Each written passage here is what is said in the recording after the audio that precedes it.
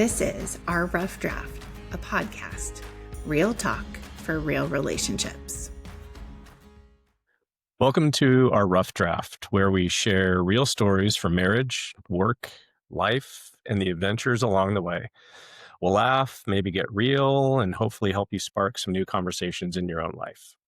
I'm Denise, the wild, emotional one who loves words and big ideas. And I'm Tim. I'm the practical level one who fixes what she dreams of. And this is Our Rough Draft, where we share the stories we're still living. Hi, honey.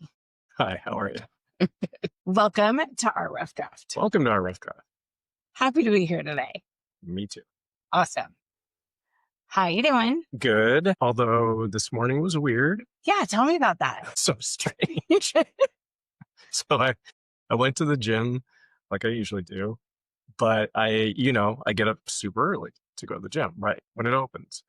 And I came home and you were upstairs. I don't think Mason was awake yet.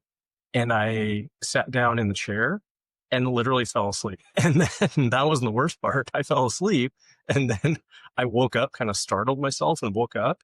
And I had no idea where I was, what time it was. I thought it was nighttime. I thought it was time for me to go into the bedroom and go to bed because I fell asleep in the chair. It was so weird. I never do that. Yeah, it's your first day without work. I know. Maybe that's I don't know. We've lost him. Big week. Yeah. First day without work, getting ready to go to Italy. Yeah, so that is our topic Bad. for today is we're going to talk about travel. Okay. So that's what we're talking about. I changed up my notes a little bit, so get a little different feel for today, see if it flows a little bit better. But I just want to start with, we got a really cool compliment from Cooper about the podcast. Nice. Yeah. Do tell. He said, whatever day it was where he listened to the last episode, he said, I feel like I've already talked to you guys today because I listened to the podcast. Yeah. That's pretty cool. Yeah, that is cool. I like that. Yeah. Thanks, Cooper. Yeah. Thatcher said nice things too. Mason refuses to listen. It's okay. Maybe one day. Maybe one day. Okay. So today we're talking about travel, not just where we've been, but how those trips shape us, challenge us, and connect us to the world and to each other. So pretty exciting. Yeah. So let's rewind to some of our earliest trips and see how those planted the seeds for how we travel now. What? You have one in mind? I do. Tell me. Well, I think we talked about it already on one of the other episodes, but it's the bridge episode, the incident with the bridge. We went to the Oregon coast, and to get to Oregon, you have to go over the Columbia River from Washington. Yeah. With really big freaking bridges. Giant bridges. Doesn't matter where you cross, because we crossed at Longview instead of going straight into Portland. Right. But the bridge was still, yeah. In fact, I think it was probably even worse because I think it was super narrow. Like when you cross into Portland, it's like 2 lanes, 3 lanes each way. Yeah. But at Longview, it's like 1 lane each way. So it's high above the river, narrow. So you refuse to drive over it. And this was early in our relationship. So early, there were flowers waiting for me at the hotel. Yeah. That was a great move on my part, obviously. But that was the first time I really came in contact with your bridge thing. Yeah, I don't like them. I know. I get They it. fall down. Yeah, they do. Yeah. More often than you'd like. And our infrastructure in the country right now, not so good. Not investing in infrastructure. So bridges are old. You can check a website that tells you how old the bridges are. I don't want to know. I'll just live in ignorance for a little while. Okay. Anyhow, that's the one that's memorable for me, really early. Okay. We did a lot of Oregon coast in the beginning and Sun Mountain Lodge. Yes. And San Diego. Mm-hmm. One of the ones that's memorable for me is when I took you to Disneyland for the first time. Oh, that was a nightmare. That was such a nightmare. So I took him to Disneyland for the first time with my 2 childhood friends, sisters, Beth and Tanya, and the 3 of us have literally known each other since first grade, family vacations, all the things. And I decided what a great place for Tim to meet these women who are like family is to spend the entire day standing in line at Disneyland. Yeah. I mean, you have to expect when you're in a relationship, there's going to come a point where you have to meet the friends and get approved, and you have to meet the family and get approved. Like those are just two gates you have to pass through, it feels like. And so I'm fine with those, but I'm not fine being held captive in the happiest place on earth with these two people that I feel like are going to either thumbs up or thumbs down me. They're not like that though. Well, I know that now, Right. but I didn't know that then when I was standing in line we were there the whole day. Yeah. I remember specifically the line for Splash Mountain. Oh, I remember the Matterhorn. How funny. Yeah. Anyway, that was one of our first trips that I loved and I think about a lot. So today we are going to talk about travel. One of the quotes I wrote down was, "The world is a book, and those who do not travel read only one page." And I feel like that is true. But those early trips gave us a sense of adventure and things that we wanted to do later in life. Places that we wanted to go back to, core memories. I think one thing that's important to insert here is our family of 5 doesn't have a lot of traditions. We don't have a lot of like set in stone, we have to do X, Y, and Z, especially when it comes to things like the holidays. We've really gravitated away from holiday traditions. There's some that still hang around, but a lot of the traditions that we have are around travel. They're around when we go to see your mom in San Diego. This is just how things happen there. Who gets what room, where you put your stuff, the thing you do when you get there, how you leave the house to fly away or to drive away. Like those are very those are our traditions. For sure. And then our tradition around like Sun Mountain and how that became a massive part of our lives. That was something we looked forward to every year when we lived up there. That was a tradition. Yeah. It was an unorthodox tradition. I mean, not many families have getaway trips related to the Super Bowl, but we did. Yeah. That was us. Yeah. In fact, as Cam was leaving this weekend, Mason stood outside and waited till we drove away and waved. Yeah. And he came back inside and he said, "That was weird. I thought you were going to come back out and wave too." Because that's what we do. You wave goodbye. I didn't know that was something we did here. I thought that was only in San Diego. Yeah. We took selfies and waved. So that was pretty cool. Well, do you want to talk about Sun Mountain before I get into the next question I have for you? Tell us a little bit about why it matters to us and then what that trip looks like. Man, it's, I think, easier to describe what the trip looks like than it is to describe why it matters to us. That takes a little bit more time. So again, we had a tradition where, well, the tradition started completely randomly. So we had decided one year, boys were super young. We had decided that we were going to go away on Super Bowl weekend. I think we maybe didn't even know it was Super Bowl weekend. I was pregnant with Satcher. What? Yeah. Wow, that was a long time ago. Yeah. Anyway, decided to get away. So we drove. Maybe pregnant with Cooper. I don't know. Time is a construct that I can't remember. We've been going to Sun Mountain Lodge since before we had children, but the Super Bowl trips started later. Yeah. Sometime. Not critical for the story. Nope. Anyhow, made the drive over to Sun Mountain. So from the west side, it's 4 or 5 hours, especially at that time of year when the roads get a little bit dicey. So arrived at Sun Mountain Lodge. And if you've never been to Winthrop, Washington, and you've never seen Sun Mountain Lodge or just that area in general, you have to go. You 100% have to go. If you even remotely like beautiful views, beautiful lodges, food. If you like wine, food, you should go to Sun Mountain Lodge. Yes, like period. if you like sitting on a bench outside, if you like cross-country skiing in the winter, mountain biking in the spring and summer. I feel like this episode has turned into the Sun Mountain Lodge episode, and I'm okay with that. It is so good. Maybe we just stay with that. Yeah.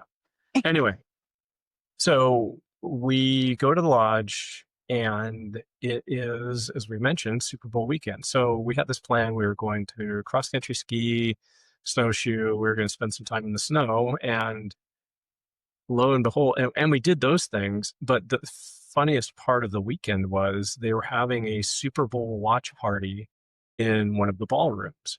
So they would open up the ballroom, take all the comfy chairs, all the comfy couches out of the rest of the lodge, stuff them into this ballroom, set up a buffet, do games and raffles, and you would sit in there and watch the Super Bowl on one of many screens. And we just thought, well, we're here, let's go do it. Met some amazing people, because you're sitting in this ballroom with other people, lounging around, having food and drink. And then it became the yearly tradition. Every year, we would book that weekend to go away to Sun Mountain Lodge, and moved from the lodge itself down to the cabins on the lake, which were amazing, kind of remote away from the lodge, your own cabin right on the lake. The lake freezes over. You can ski on the lake. You can just sit and look at the snow, and it's quiet, peaceful. I love this story, and I'm going to tell you, you missed a part. The first year that we went to Sun Mountain Lodge for Super Bowl, we didn't know it was Super Bowl. I put it in place. It was before we got married. We were getting ready to get married. So it was between September and April. So it was February of 2001. Yeah. And we went, and they were having a Super Bowl party. But don't you remember that first year? It was literally in that lobby to the ballroom, and it was only one table and one TV and us and one other couple. I don't remember that part. Oh, yeah. And I'm going back in time. That might have been the second year. The first year, we just watched the game in the bar. The second year was the party with just like 4 of us. And then it built from there, and it just kept building. And you would ski, and then you would go to the lodge, and it was time to like open the doors for the Super Bowl party. And we would find the couch we liked and get our area. And with toddlers, so they were taking over the space. And year after year, we would go. And eventually, they would just put a sign on our area that said reserved for the Waters family, with a picture of our Christmas card from that year. And we would just have that whole corner to ourselves. It was amazing. And they stopped doing it, which is so sad. So I think we were there every year but one when they had it, because we were at home for the year that we lost to the Steelers. I'm not sure why, but we ended up going all those other years. Yeah. And Yeah. it was amazing. Yeah, it was incredible. I mean, that in and of itself was cool, but just everything else around the weekend. And that also had a lot of tradition with it. What you packed to eat at the cabin, how we arranged things in the cabin once we got there. Yeah. At games, the boys would always have a babysitter, so we would have date night. Yeah. Once they got old enough, I think it was their 13th birthday, they got to join us for the Saturday night dinner. Yeah. So that was super fun, and have fancy desserts, and literally, you guys, food and wine, just incredible. The chefs there are amazing. But can you tell a story about why we love Sun Mountain so much? Skiing is amazing. Super Bowl tradition is amazing. But there was one dinner. So it was just the 2 of us. So this was clearly before we were... No, it was when you were on leave on the first deployment. So we got a babysitter. My mom came up, I think. Nice. Yeah. Thanks, Jerry. Yeah, she does. So the 2 of us went over there, and traditional dinner in the restaurant. But I don't even know if I can describe it. We had a waiter. I believe his name is Bob. Yes. He was like, if you made up what the perfect waiter is, it was Bob. So super personable, kind of willing to play along with our little back and forth, kind of, crazy. It found out that I was on leave and that we were there to celebrate, kind of have a special weekend away. We ordered dinner. Bob kept bringing us other things. Like, you have to have, you have to try this, this cocktail before your food arrives. And then you have to have this sorbet to cleanse your palate before I bring the wine. And then I'm going to bring the wine. But I'm also going to bring this other thing to taste, because I want you to compare the 2 wines. And let's do that. And then like another sorbet to cleanse your palate before dinner. And then I bring dinner and then something to, nibble on. And then I'm going to bring dessert. And then there's a little aperitivo, like a little aperitif, like, a little port or sherry after dinner. Like Bob kept bringing stuff. And it was amazing. I mean, we were stuffed. We were hammered. Bob kept bringing like more wine, more alcohol. And he was so personable, and I thought they might give us the dessert for free, and he was kind of making hints at that. So anyway, after this marathon dinner, it was probably 4 hours. Yeah, easily. Just us talking, Bob's, checking in when necessary, came up to the table and said the entire dinner, everything was being covered by the lodge. And it was amazing. I was flabbergasted. Yeah, it was so incredible. And we were staying, again, everybody should go to Sun Mountain Lodge. It is the best place in the whole world. But we weren't staying in the lodge at that time. We were staying out at one of the outer buildings, but still up on the lodge level, like the romantic building. And so we had to walk across the icy parking lot to get back to in the dark, hammered, like holding onto cars as we like skidded across the parking lot to get back to our room. It was amazing. And so there was a loyalty there, right? So not only had we been there, we loved it, and skiing was incredible, beautiful place, all of the things, but like Bob endeared himself to us, as did everybody else who worked there. And year after year, them getting excited to see the boys, how big have the boys gotten, putting our space aside in the ballroom for the Super Bowl. It was just incredible. I went there one time with my parents and the 2 older boys when you were in Iraq the second time. And I think that was Labor Day weekend. And they had a game room, and they had dial-up Wi-Fi in that game room so you could check your email. And my poor brother was in probably Louisiana at the time, and there was a hurricane coming. So we're all there having the time of our lives. And my mom would be like, "Can you check on him? Check on Eric." And I would go like to the dial-up and see if he was okay. And then we'd go back to our plane because there's no cell phone coverage there back in the old days. Yeah. It was, I think, a legendary tradition in our family. It was, to your point, and not just because like one year they gave us free stuff, but just because, to your point, it just felt like home. It felt like people who knew us. It was our happy place. It was comfortable to us. It had everything we needed. Like the saddest times in my life are when we would drive away on Sunday or Monday and go home. It was the last trip we took in Washington before we moved to Arizona. Yeah. In the summer, we went there. Yep. Right before they closed down, before they got evacuated for fire. Everything was fine, but it felt like a good closing to our time in Washington. That's Sun Mountain Lodge. We could talk about the one time we almost didn't go on Super Bowl weekend, but maybe we'll save that for a different day. So let's switch gears a little bit to keep talking about travel. But what was a pivotal trip for you in either our relationship or work? Is there a trip that stood out to you about just like, I'm always going to travel now because I took that trip? I think I've mentioned in previous episodes how you really opened my mind to traveling. I mean, even something as simple as getting on a plane, flying to San Diego, or flying back to New Orleans for your brother's graduation from Tulane, or, just things like that were a normal part of your family never were for me. We just didn't get on planes and go places, or even really drive a lot of places. And your family just did. And then that kind of became a normal part of what we did, and really opened my mind to travel. I think the trip that was probably pivotal for me personally was the trip to Shanghai. Because I'd never been to really any foreign country for an extended period of time, minus like flying through an airport. And so I think that was a big deal for me to be able to go to a different country, see a different culture, see different customs, just see different things.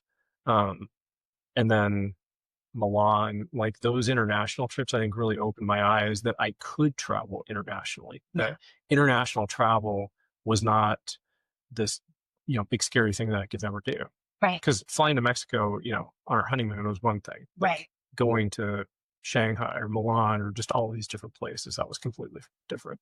Yeah, for sure. What do you feel like is the hardest part of travel? For us, Sure. I think sometimes it's the trip or even the time before the trip.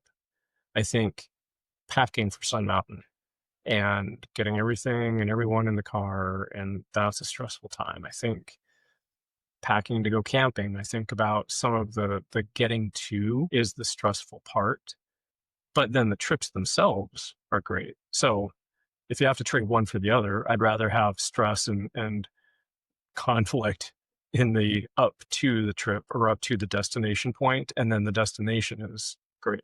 Yeah, one of the things that I really liked that we did with the boys early on was making a packing list for them. Yeah.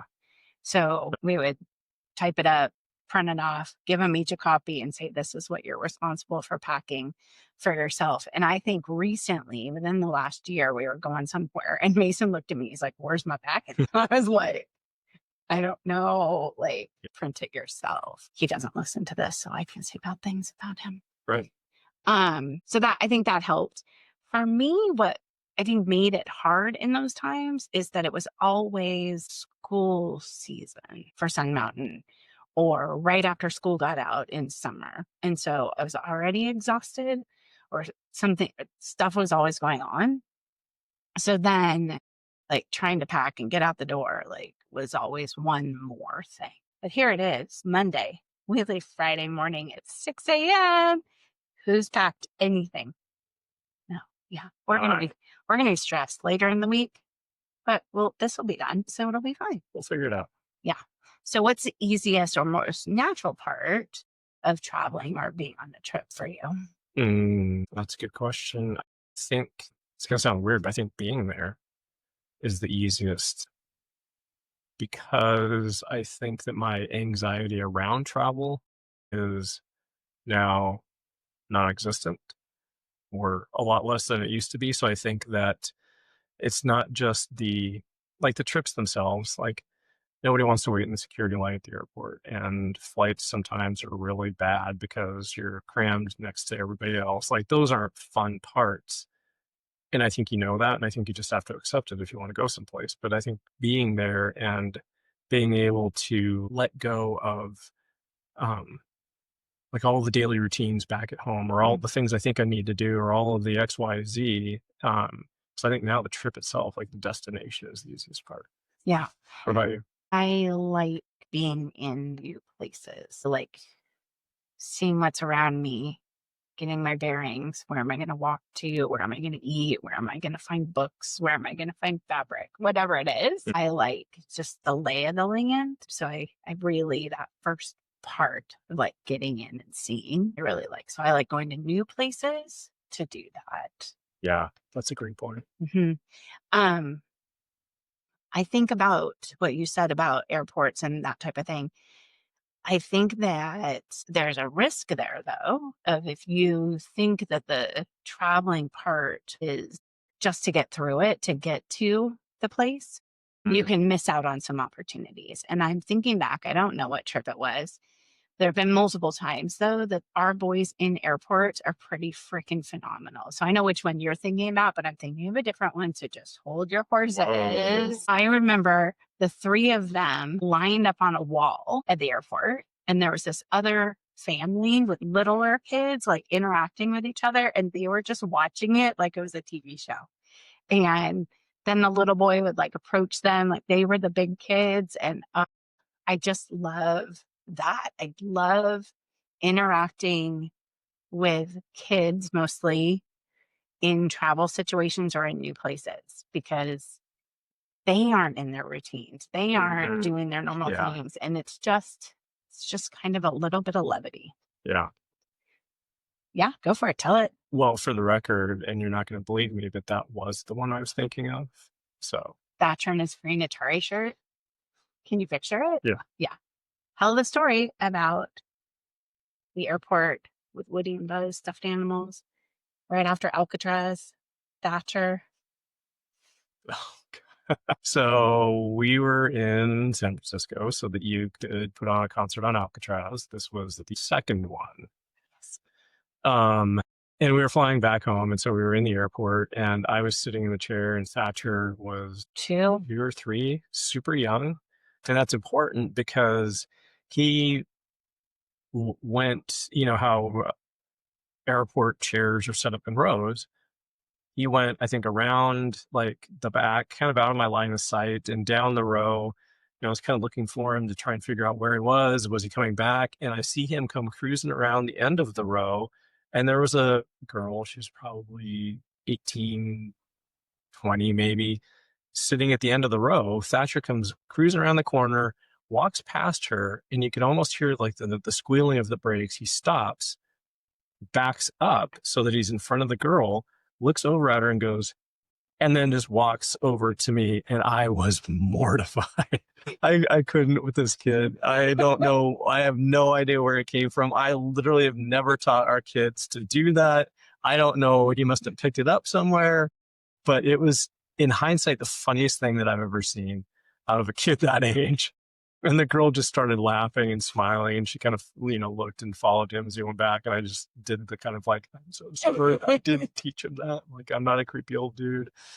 Yeah, that was pretty funny. Yeah. And you weren't even there. You were, Yeah. and like, you missed this, like, Pivotal moment of Thatcher's life. an essential Thatcher moment. So. Right. So what is something you learned about yourself through travel?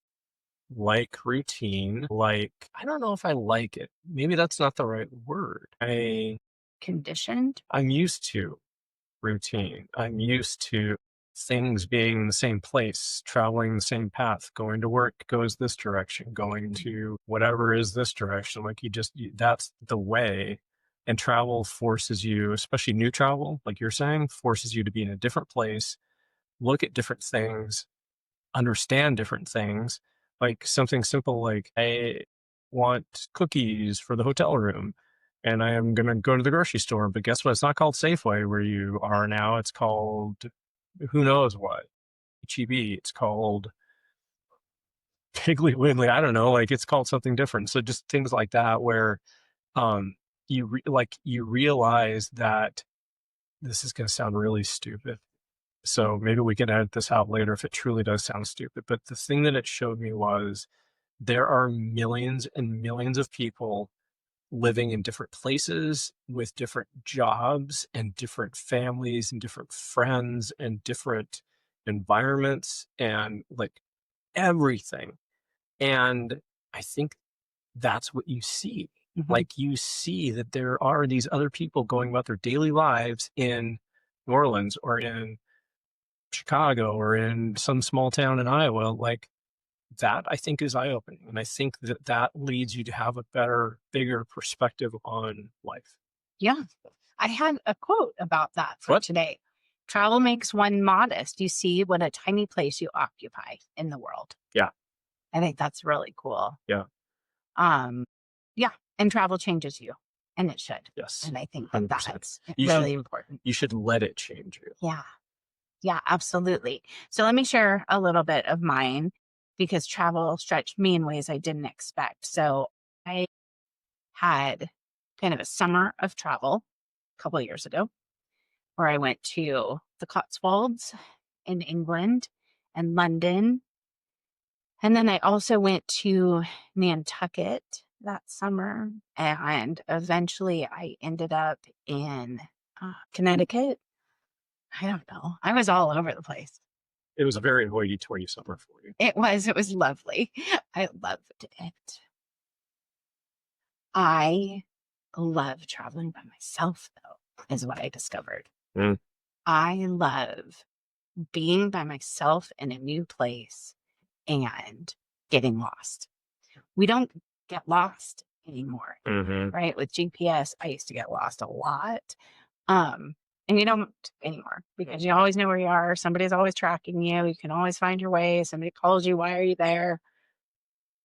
But I was in a country with a group of people I didn't know and in a place I didn't know.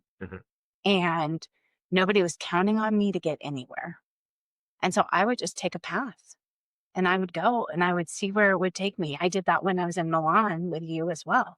Like, how do I get to this other place? And let me go see what's here and let me take some pictures and watch the soccer game that's happening. Man, I love that. And I love being able to write in those moments and like capture my feelings and capture elements for a story in that way. Yeah. I just loved it. And when I'm done being alone, I want to be with my people. So I don't know why they got rid of the Concorde jet. Like, why don't we have supersonic flights anymore? Because that was pretty rad. Because was it unsafe? Yeah, I think it's because it crashed. Okay. Well, we don't want that. No. But like once I got done being by myself, I then wanted to be with my people. And I wanted that to happen immediately. But I think even in London, I was like, hi, honey, I'm staying a few extra days. And then I was like, and now I want to be home. Yeah.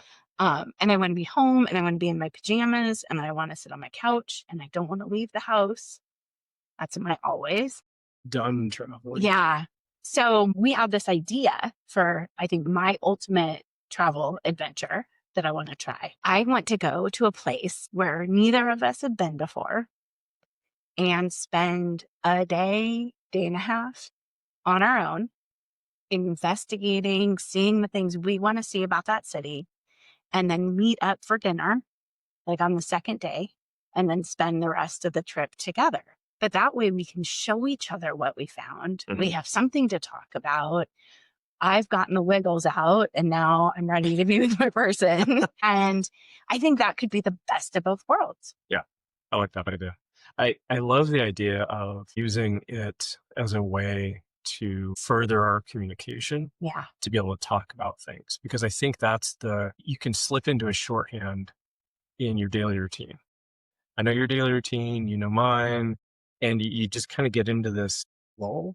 I don't know what it is. Yeah. Yeah, I mean, and it's not bad. It's just that's what it is. But I love that idea about let's go and experience the same place, but in different ways, and open each other's eyes to the other way of seeing that place. Yeah.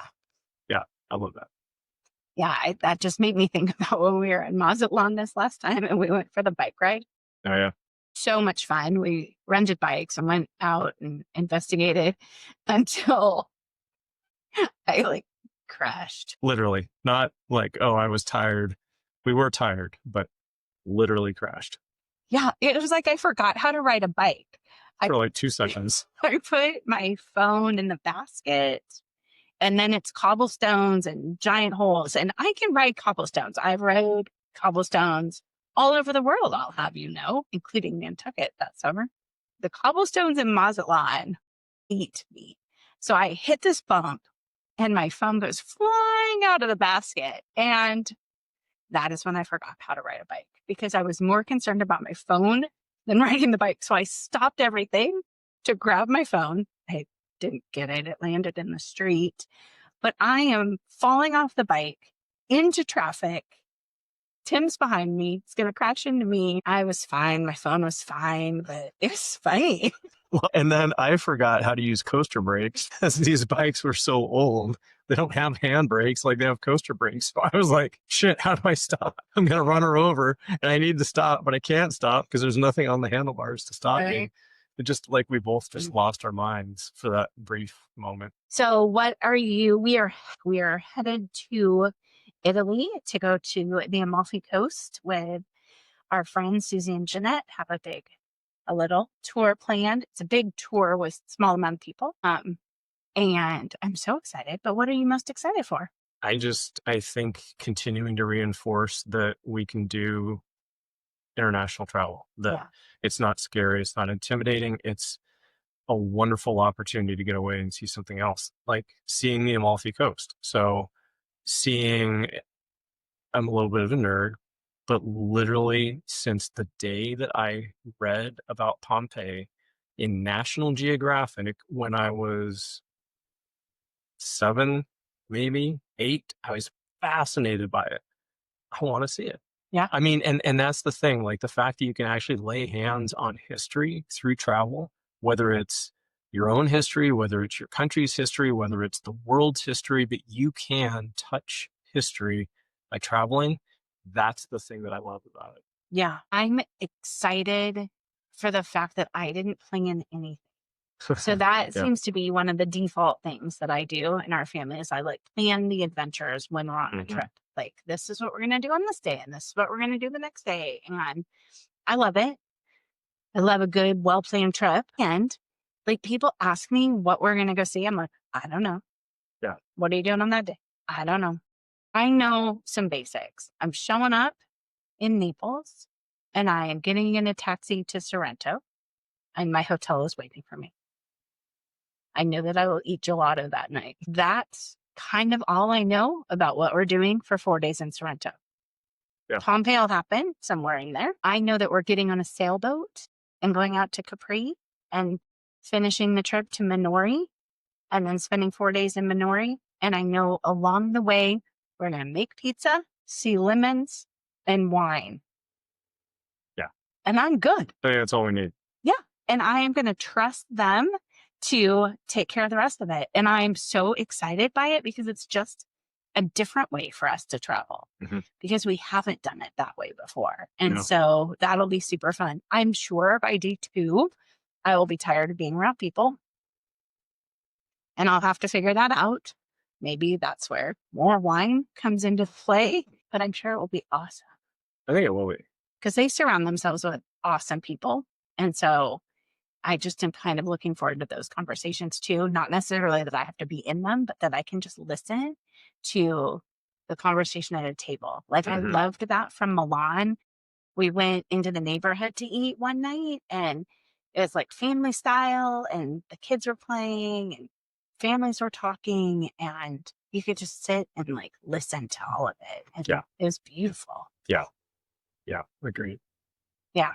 So a journey is best measured in friends rather than miles. So I'm so excited about this trip. So it'll be interesting to talk about when we come back, how this trip impacted us and how it changed us and what ideas we have for travel in the future. I think one thing that's interesting about this trip is obviously there's a lot of change happening going on right now with me. Your job thing. Yeah. So I think that it will be interesting to look back on the trip and hopefully know that we were able to just completely unplug, that it wasn't hanging over our heads. It's not a concern. Like, let that stay at home. Yeah. 9 or 10 days that we're over there and just experience the trip. Everything else will be there when we get back. So yeah, I think the circumstances under which you travel are sometimes really interesting too. Yeah, I think that's a really good point. And not to also put so much pressure on it that it has to be an escape, but that it can be freeing. I feel like there's a nuanced difference there, but yeah, I agree. Yeah. So I love the idea of seeing new places and doing new things. Okay, so that really kind of gets us to the end of today. Wow. I know it's fast. So I think the listener question for today is what's one trip that has shaped you and why?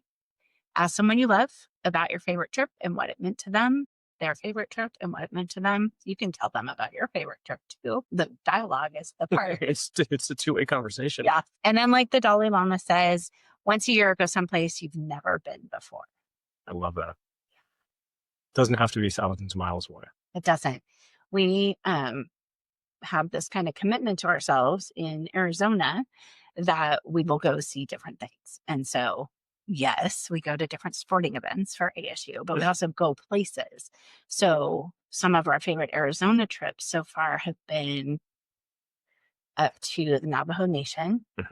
And we got to see the Milky Way at night. It was amazing. Went into the stay in a Hogan and slot canyons. Yeah. So beautiful. The canyon, of course, the big Grand Canyon. It's my favorite place in the world to go. And then what was that hike where we went and there's like that big room and the waterfall? Angel Falls? Havasupai Falls? No, we haven't been to Havasupai Falls. I don't know. I'll put it in the show notes when I find it. Yeah, I'll put it in the show notes when I find it. It was a great hike. It was a great place to go see. It was easy to get to. It wasn't super hard of a hike. And then we loved going to Sedona, going on different hikes there. So even going to your favorite places and seeing them in a different way. Yeah. With a different person, taking people to different places. Awesome. What else? Anything else today? No, I love travel. I know, me too. I'm so excited. Yeah. This set of travel trips is to celebrate also. So I think that's important, right? Yesterday was the start of the celebration. So it was our 25th anniversary of the day we got engaged in New York City. And so we were taking this trip to Italy to kick that off. And then later in November, we're going back to New York City, seeing Hamilton with Leslie Odom Jr. and being back in the city where we kicked this all off. Where it all started. Yeah. So lots of trips between now and our anniversary in April. Yep. So awesome. Well, thanks for listening in. We're glad you're here. Yeah. Thanks, everybody. Take care.